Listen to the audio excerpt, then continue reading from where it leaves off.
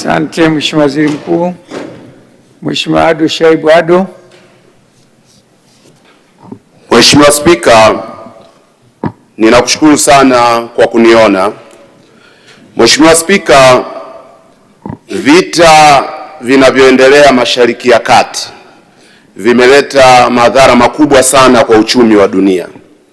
Ukiacha suala la kupanda kwa bei ya mafuta ambalo umeshalitolea mwongozo jana, wachambuzi wa mambo wanasema kwamba vita hii ina matokeo makubwa sana yenye athari hasi kwenye biashara ya kimataifa, kwenye sekta ya bima, kwenye sekta ya uagizaji wa bidhaa muhimu, kwenye biashara ya madini, kwenye usafiri wa anga wa kimataifa.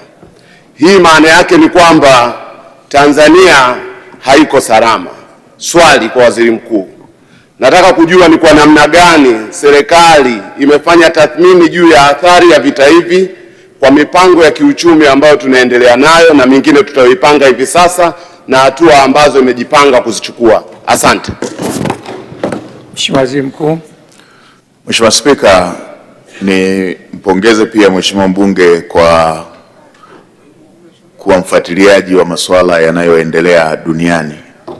Ni kweli vita vinavyoendelea Mashariki ya Kati na vilivyotangulia huko Ulaya ya Mashariki ni tatizo kwa dunia nzima, itakuwa na madhara kwa dunia nzima, na Tanzania sio kisiwa, ni nchi ambayo inategemeana, inafanya biashara, inafanya mawasiliano, lakini pia na mashirikiano na nchi zote duniani.